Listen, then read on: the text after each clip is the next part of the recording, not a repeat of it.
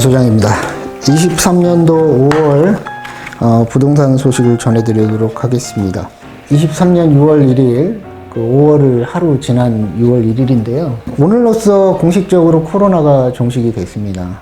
지금 22년도, 21년도 1월달 우한에서 그전 12월달서부터 이제 그런 보도가 나오기 시작했고, 1월달 그때 이제 12월달에 우리 한참 후반 분양권 거래하고 막 이럴 때인데, 그때 이제 코로나가 발생을 했고, 공급망 붕괴라든지 국가 간의 단절이 되면서 어마어마한 공급망 붕괴가 됐고, 중국도 이제 나라 문을 닫았죠. 미국도 다 어마어마한 세월을 보냈습니다. 3년 동안. 국가적으로 보면 어마어마한 돈을 풀어서 경기 부양을 코로나 피해 입으신 분들이라든지 이런 다행인 거는 우리나라의 건강보험 제도가 잘 돼 있어서 의료 체계가 잘 돼 있어서 좀 잘 극복하지 않았나. 그때는 그랬습니다. 어마어마한 돈을 풀어야 됐고 다른 나라에 비해서도 적게 풀었다고 또 했고, 미국 같은 경우는 어쨌든 자영업자들한테 그냥 막 통 크게 지원해가지고 그거에 대한 부작용이 좀 적었고, 중국 같은 경우는 봉쇄를 많이 하다 보니까 경제 성장이 멈췄죠.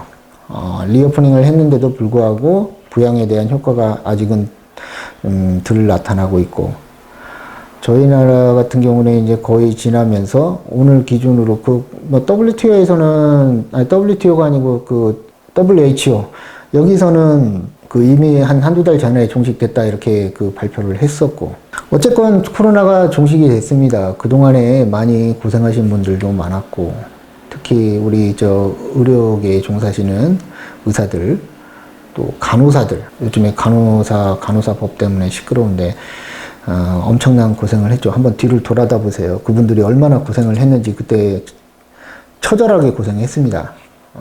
잊으시면 안 된다. 동북아에 중국하고 일본하고 한국을 비교하자면 중국하고 일본 애들은 한번 당하거나 일이 있으면 끝까지 추적해서 해결을 하고 오랫동안 가는데, 한국 사람은 그렇지 않대요. 성향이. 금방 잊어버린대요. 잊어버리면 안 됩니다. 하여튼 어찌됐건 축하할 일이고, 그동안 고생하신 분들, 또 피해보신 분들, 자영업자라든지 연세 많으신 분들, 건강이 안 좋고 몸이 쇠약하신 분들, 이런 요양원이라 그러나요? 그런데 근무하시는 분들 정말 많이 수고하셨고, 다만 젊고 우리가 지나갔지만, 종식은 됐지만 언제든지 이런 상황이 재발을 할 수가 있고 또다시 어떻게 무서운 세상이 올지 모릅니다. 그런다 그래서 그거를 준비한다고 또 안 오는 것도 아니고, 어찌됐건 잘 극복을 해서 이런 상황이 됐기 때문에 경제적으로 좀 좋지는 않지만 그분들이 있어서 저희가 이렇게 또 미래를 준비할 수 있는 시간이 되지 않는가 이렇게 생각을 합니다. 부동산 소식을 전해드릴게요. 우리가 2년 전에 GTX D라 그래가지고 문재인 정부 때 이제 김포 장기서부터 검단 신도시, 계양, 그 다음에 대장지구, 부천 종합운동장, GTX D죠. 예타 진행이 돼서 축하할 일이고, 그 다음에는 김포 골드라인에서 이제 밀집도 때문에 질식을 하는 사고가 발생을 했잖아요. 2명이. 그래서 이제 그런 부분이 또 이제 지하철 5호선 연장선에 대한 부분을 촉발시켰죠. 빨리 해야 된다. 그래서 그게 이제 서구청장하고 김포시장하고 협의기구를 설립을 해가지고 이제 노선을 이제 지을 것 같아요. 김포 쪽은 김포시장이 이제 어떻게 가겠다 얘기할 거고, 우리 검단신도시 걸쳐서 가는 서구라고 해봐야 검단신도시 걸쳐가는 거니까 어디로 걸쳐갈 거지는 인천시 입장이 있는 거니까 그렇게 될 것 같고, 또 한 가지 더 검단신도시가 생기면서 제가 주변 분들 얘기를 듣고 이렇게 보면 계양역에서 전철을 타고 공항이라든지 서울로 진입하는데 계양역이 굉장히 혼잡하다 그래요. 김포 골드라인처럼.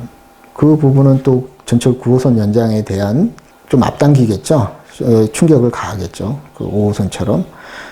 저는 개인적으로는 5호선도 좋지만 9호선이 결정적으로 좋지 않은가 이렇게 생각을 해요. 그 서울에 9개 전철 노선이 있는데 1, 2, 3, 4, 5, 6, 7, 8, 9호선이 있는데 그 중에서 진짜 골드라인이잖아요. 9호선은 강남을 통과하는 거니까 하남까지 가는 그 부분이 계양을 지나가서 김포국제공항으로 간다고 하면 계양역 옆에 있는 검단 신도시 검암역 지금 6월달 입주 예정에 있는 로얄 파크 푸르지오 혜택을 많이 받지 않을까 생각을 합니다. 저희 또 올해 1월 3일날 그 부동산 규제가 다 풀리고 작년에는 또 이제 투기과열지구도 해제가 되고 다운그레이드가 돼서 조정지역으로 됐다가 이제 조정지역도 해제가 되고 다음은 대출 부분에 대해서 말씀드리겠습니다. 대출 금리가 은행에서 선반영해가지고 6%대까지 올라갔던 게 지금 이제 대출 하향기잖아요. 기준금리 페드는 이제 6월 달에는 금리를 동결할 가능성이 있다 얘기까지 나오는 거 보면 이제는 하향세인 거는 맞습니다.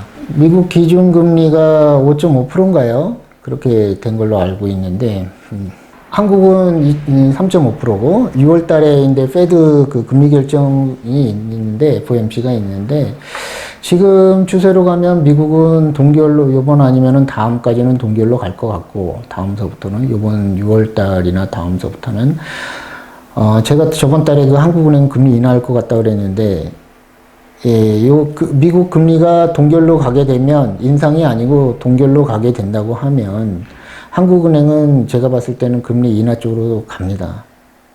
그게 공식인 것 같아요. 복잡한 한국 상황이고 뭐고가 아니고 그럴 것 같습니다. 요즘에 AI 유행하니까 그게 결정하는 게 더 나을 수도 있을 것 같아요. 미국처럼 많은 고민이고 여러 가지 의견 충돌이 있고 이런 문제가 아니고 한국은 그냥 미국 하는 거 따라가는 것 같아요. 쉽게 결정되고 그런 것 같습니다. 우리나라는 대외 관계에서 너무 취약하기 때문에 그런 상황이 되지 않나 싶어요. 그리고 금리 인상은 지금 이제 거의 끝났다고 보고 지금서부터 금리 인하가 되고 하면 벌써 은행들은 고정금리를 하라고 할 겁니다. 은행에서 주담대를 하면. 그러면 은행하고 반대로 고정금리보다는 변동금리를 선택하는 게 소비자는 유리하다. 또 갈아타게 하면 되고. 신용대출 같은 경우에 엊그저께 앱이 생겨서 금리가 싼 데로 갈아탈 앱에서만 이렇게 하면 갈아탈 수 있는 그런 앱이 생겼다고 합니다. 주담대는 아직까지는 안 했는데 연말쯤에 그게 나온다고 해요. 그러면은 제가 봤을 때는 카뱅이나 K뱅크 인터넷 뱅킹 쪽으로 3%대가 나오는데 지금 더 인하가 되지 않을까 그런 예상을 해봅니다. 그렇다. 금리는 그렇게 조금 기대를 하시고, 이제 올라간 게 있으면 내려온다. 경제는 항상 순환하기 때문에, 이제 1년 반 정도의 공포가 지나고, 제가 작년서부터 이제 봄바람이 불고 그런다고 했는데, 이제 반대 상황으로 이제 상황이 변하지 않은가 이렇게 생각을 합니다. 다음은 세금 부분에서 말씀을 드릴게요. 우리가 지금 종부세 과표라든지, 양도세 중과라든지, 그거 다 풀렸지 않습니까? 제가 다 풀린다고 했잖아요. 다 풀렸고, 재산세 과세표준도 이제 옛날 2, 3년 전으로 돌아가고, 우선은 가격 자체가 폭락을 했기 때문에 부동산 시장에서는 아파트만 보더라도 거의 다 다운 계약서 쓰고, 던지는 사람도 있으니까, 이제 거래 가격이 낮으니까 그런 상황들이 많이 발생을 해죠. 이럴 때는 이제 업계약서를 쓰자 그러겠죠. 사는 사람 이제 매수자 중심 시장이 돼버렸으니까 과거에는 지금까지는 그러다 보면 이제 업계약서 쓰는 사람도 많겠죠. 본인의 양도세를 줄이려고 그런 경우들 많이 있습니다. 옛날에도 그랬으니까 상황이 그렇게 변했는데 이제 그 반대 상황으로 갈 것 같다. 이제 매수자 시장에서 매도자 시장으로 지금 올해 1, 4분기를 기점으로 해서 많이 변한 거 아닌가. 검단 신도시만 봐도 금방 얘기했지만 서울도 이미 이제 급매물이 다 소진이 되고 몇 억씩 이제 올라가고 있잖아요. 세금에 대해서는 그렇게 다 풀어줬는데 지금 우리가 문재인 정부 때 양도세 거래가 활발하고 가격이 높다 보니까 양도세 부분에서 세수 초과가 20몇 조가 25조가 초과가 됐느니 그 돈을 어디다 쓰느니 그랬었잖아요. 지금 반대 상황이 일어나가지고 세수가 이제 25조가 부족한 상황이 돼버렸죠. 이걸 뭘로 메꿀 거냐. 세금 부족한 거를. 국간에 돈이 있어야, 복지도 하고, SOC도 하고 할 거 아니에요. 국세청은 제가 봤을 때는 이제, 세수 증대를 위해서 어마어마한 세무조사를 할 겁니다. 그러면 그동안에 이제 우리 그 부동산 거래했던 그런 자료들 다 노출될 거예요. 제척기간이 7년인가 아마 그럴 겁니다. 크게 보면 그런 세수 강화 쪽으로 간다. 왜? 세수가 부족하니까. 돈이 없으니까, 나라가. 박근혜 정부 때는 담배값 인상을 통해서 걷어들였단 말이에요. 그때는 디플레였잖아요. 인플레가 아니고. 근데 지금 현 정부는 인플레잖아요. 그러면 그런 거 할 수 있을까? 어떤 식으로 세수를 충당을 할까? 이런 부분도 제가 고민을 한번 해봅니다. 그래서, 과거에 그 거래했던 그런 세수를 하기 위해서 지방도 그렇고, 국가도 그렇고, 지방세 세수 충당하려고 그러고, 국가는 하려고 그러고, 국가도 양도세 부분에서 이제 그동안에 거래 잘못했던 것들 다 아마 전수조사해서라도 세수를 충당을 할 겁니다. 결국에는 시민들 갖고 있는 숨겨놓은 돈을 빼앗아 가는 거죠, 국가가. 그런 상황이 되지 않을까 싶어요. 환율 부분에 대해서 말씀을 드리겠습니다. 우리가 지금 강달러 해가지고 1,400원, 1,430원, 40원까지 올라갔던 환율이 지금 1,320원대로 떨어졌습니다. 근데 이제 원래는 1,200원대 정도, 1,200원대에서 이렇게 올랐다가 내려가는데 안 떨어지고 있는 거잖아요, 지금. 안 떨어지고 있는데, 그 달러 인덱스는 이미 그 114까지 올라갔던 게 102, 엊그저께 보니까 104더라고요. 오늘 아침에 들으니까. 그러면 1,200원대로 떨어져야 되는데 안 떨어지고 있단 말이죠. 한국이 지금 뭔가가 잘못되고 있다는 얘기입니다. 환율이 안 떨어지고 있다는 얘기를. 다행인 거는 그 한국의 그 경제 상황이 많이 안 좋은데 이번에 그 AI 덕분에 반도체가 굉장히 안 좋았잖아요. 근데 하이닉스나 삼성전자나 이게 지금 이제 외국인들이 엄청 사고 있어서 주가도 많이 오르고 있다. 주가는 앞에 경제에 대한 반영이잖아요. 6개월, 1년 앞에 대한 지금의 반영이 주가에 되는데 반도체는 투자하실 여력이 있다면은 조금씩 갖고 투자하시는 것도 나쁘지는 않다. 이런 말씀을 드리고 싶네요. 저도 갖고 있습니다. 그래서 지금 달러 인덱스가 지금 104인가 그래요. 이게 왜 중요하냐면 수입 단가를 이게 1,200원대 환율인데 1,300원대에서 머물러 있다는 얘기는 우리가 아직도 한 10% 정도를 더 비싸게 사오고 있는 거잖아요. 환율 때문에. 그게 이제 예를 들어서 국제유가가 지금은 뭐 70달러 밑으로 지금 가격이 싸잖아요. 그게 이제 100달러 이상까지 올라갔던 게 이렇게 됐는데 이게 만약에 유가가 올라간다 그러면 엄청난 부담이 되는 거예요. 물가에. 물가 잡으려고 지금 금리를 올렸는데 결국에서는 지나고 나서 보니까 금리하고는 전혀 관계없고 기름값에 연동이 돼서 기름값이 떨어지니까 물가를 잡아주고 있잖아요. 미국도 그렇고 한국도 그렇고. 기름값 올라가면 다시 인플레 나타난다는 얘기잖아요. 다행히 중국에 리오프닝 했는데도 불구하고 원유에 대한 수요가 그렇게 많지가 않았는지 유가가 지금 안 오르고 있는데 다 오른 거에 배팅을 했잖아요. 중국의 리오프닝 때문에. 근데 지금 유가는 반대로 떨어지고 있습니다. 제가 아침에 들은 소식에 의하면 유가 떨어지고 있어요. 많이 떨어지고 있습니다. 좋은 상황이다. 이렇게 말씀을 드리고 싶어요. 어쨌건 다 말씀을 드렸는데 제가 부동산 소식, 대출, 금리, 세금, 환율 또 뭐가 있을까요? 우리 건축 이쪽으로 뭐 PF 시장은 또 변화가 없습니다. 완전 꽝입니다. 계속 지금 뭐 주택이 매매가 되고 이제 작년에 매물이 소진됐고 급매물들이 소진됐고 이랬으니까 이제 정상적으로 이제 복귀가 되겠죠. 주택 시장도 아파트 시장, 주택 시장이 아니고 아파트 시장. 그러면서 이제 부동산 시장이 점차 살아나겠죠. 그러면 예를 들어서 여기까지 내려와 있던 아파트 매매가 서울서부터 이제 지금 뭐 한 5억까지 붙었다고 제가 말씀드렸잖아요. 5억 이상이 올랐다. 그러면 이제 조금 지나면 우리 검단신도시라든지 검단신도시도 한 5천 이상 올랐어요. 거래 가격들이. 그러면 이미 이제 그 시간차를 두고 이제 많이 오르겠죠. 검단 같은 경우는 지금 5호선하고 9호선 문제가 있잖아요. 그게 이제 또 영향을 주겠죠. 또 지금 롯데가 지금 공사 시작하고 있고, 롯데 그 주상복합이 6월 분양 예정이고, 뭐 2부에서 말씀을 드리겠지만, 또 법원이 이제 착공을 하고 이러고, 내년에 이제 1호선 뭐 내년 뭐 하반기에 준공 나고, 뭐 좀 늦어지더라도 뭐 내후년 상반기 때는 준공 나고 이러면, 운행을 하고 이러면 계속 이제 임팩트가 돼서, 또 지금 자꾸 옛날에는 언론에서 검단 신도시 취급도 안 했는데 다 끝나고 검단 신도시 하나밖에 없으니까 걔네도 먹고 살아야 될 거 아니야. 노출 빈도가 높아. 유튜브도 그렇고 검단 신도시에 대해서 2단계 3단계도 아직 남아 있는데, 그러니까는 자꾸 알려지죠. 아나운싱 되고 이러니까 참는 사람도 많이 있을 거고, 그러다 보면 이제 가격도 많이 오르고 제 가격을 받아가는 과정이, 시간이 이제 벌써 겨울을 지나고 봄으로 온다, 이런 말씀을 드리고 싶어요. 부동산 투자에 대해서는 제가 항상 그런 말씀을, 공포에 사서 환희에 팔아야 됩니다. 무릎에 사서 어깨에 팔아야 됩니다. 내가 머리에 팔려고 그러면 안 되지. 사는 사람도 이득이 있어야 될 거 아니야. 내가 머리 꼭지점이 언제 알 수 있어요? 개인이 모르지. 업계에 종사하는 사람들도 잘 모르는데 그 감을.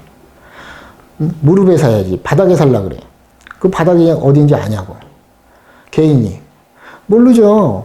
그러니까 투자라는 거는 한 타임, 두 타임 미리 하는 게 투자지. 보고 하는 걸 누가 못해. 그러니까 비싸게 주고 묶이고 순환하는 건데. 꼭지점에 사서 묶이고. 떨어졌을 때 남들이 막 공포를 외칠 때 여력이 된다면 그때 사놔야죠. 투기를 하라는 얘기가 아니에요. 지금 상황에서는 분양도 안 되니까 그냥 주워가는 거야. 경제에 이바지하는 거잖아요. 집이라는 거를 두 채 가질 수도 있고 세 채 가질 수도 있지. 두 채 갖는 사람, 세 채 갖는 사람은 범죄자입니까? 사정에 의해서 부모님한테 하나 사줘야 되는데, 내 부모니까.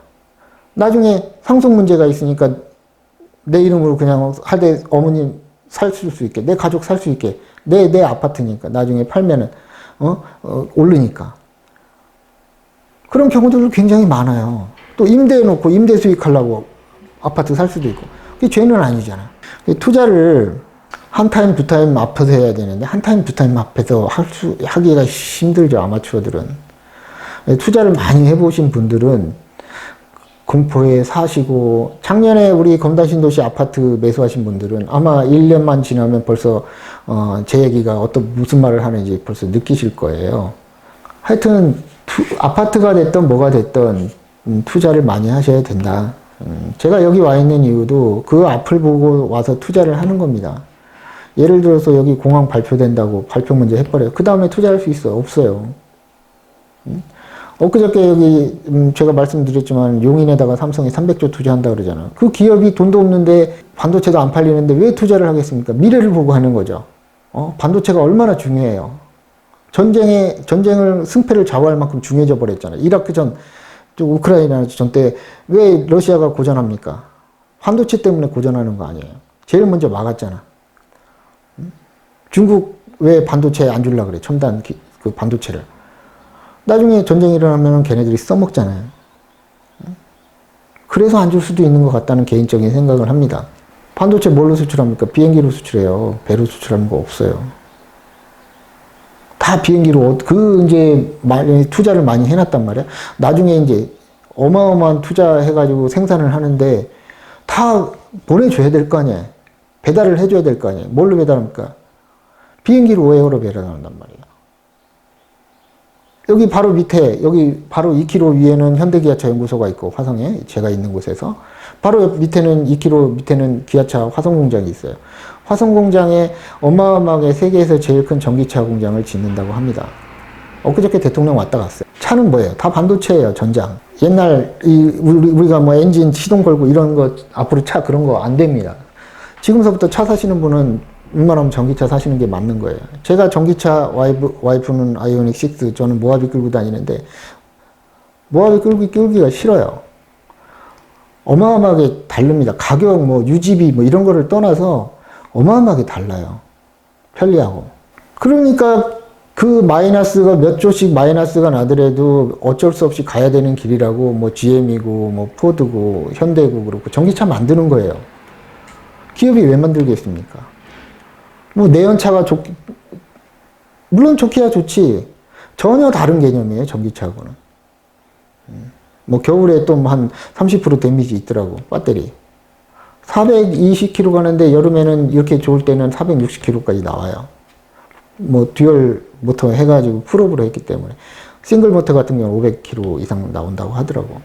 근데 어쨌건 뭐 저희 사무실에서 밤새 충전해놓고 쓰면 되고, 아파트 가면은 아파트 계속 그 차지를 늘리더라고, 충전소를. 아파트도, 우리 아파트도. 그렇게 흘러갈 수밖에 없다. 그게 전기차 뭐예요? 다 반도체입니다. 앞으로의 전기차, 드론, 이제 드론의 세상이 될 건데, 그때는 다 배터리, 응? 반도체로 운영되는, 자율주행되는 그런 세상이 될 거다. 제가 보기엔 한 5년 안에 옵니다. 드론들 날아다닐 거예요. 엽전들이 뭐 벤츠 타고 다니고, BMW 타고 다니고, 뭐 벤틀리 타고 다니고, 그런 거 이제 없어. 이제 소유의 개념이 아니에요, 앞으로는. 드론 타고 다니고, 요트 타고 다니고, 이런 세상인데, 뭐, 얼마나 부족하면 그런 거 사가지고 내세우려고 그러고. 본인이 없으니까 자꾸 내세우려고 그래. 진짜 찐부자들은 G80이라든지, 뭐, 진짜 돈 있는 사람들은, 현대차 타고 다녀요. 제네시스 타고 다니고. 맨 중고차나 이렇게, 들썩여갖고 타고 다니려고 그러고. 얘기해보면 다 나와요. 사람 많은 사람을 이렇게 보다 보면 이렇게 보여, 그 사람이. 아, 이 허세가 있는 사람, 실속이 있는 사람이 딱 보입니다. 나이만 먹으면 먹을수록 실속이 있는 사람이 돼야 되지 않을까요? 젊어서 한두 번이야 그럴 수 있다고 쳐. 나이 먹어갖고 양아치도 아니고 그러고 다니면 누가 알아주냐고. 자꾸 내세우려고 그래. 개뿔도 없는 게. 말 안 해도 다 알아줘요. 그럴 필요도 없고, 있는 사람은. 말이 좀 빗나갔는데, 이제 부동산 시장이 제가 작년에 얘기했던 것처럼 현실화되고 있다. 가격도 높아지고, 건단도 이미 뭐 5천 이상씩 높아졌으니까 1억짜리도 나오고, 피가, 매매가 되고 있으니까. 제일 먼저 신도시 아파트들. 이제 아파트가 막 부흥이 되고 막 상황이 좋다 그러면 시간차를 두고 이제 뭐 그 다음에는 이제 아파트를 못 사니까 다세대 뭐 갭 투자 오래된 아파트들 이제 따라서 오르겠죠. 그 다음에 또 뭐가 오르겠어? 요즘 뭐 오피스텔이니 지식산업센터니 뭐 이 상가 완전 폭락이잖아요. 개차반입니다. 빌라 아예 그 쳐다보지 말라 그랬잖아요, 제가. 지금 개차반인 그런 것들이 아파트 시장이 좋아서 이제 어느 정도 많이 오르고 이제 이제 사지도 못할 때는 그 다음에 효과를 보겠죠, 낙수 효과를. 그런 부동산 아이템들이. 그렇게 돼 왔으니까. 뉴스에서, 이 언론에서 보도도 안 하고 있어요. 아파트가 많으니까 우선 비중이 크고 선호도가 높고. 강남에서 제일 먼저 올라가는 게 뭐예요? 아파트들이잖아요, 아파트들.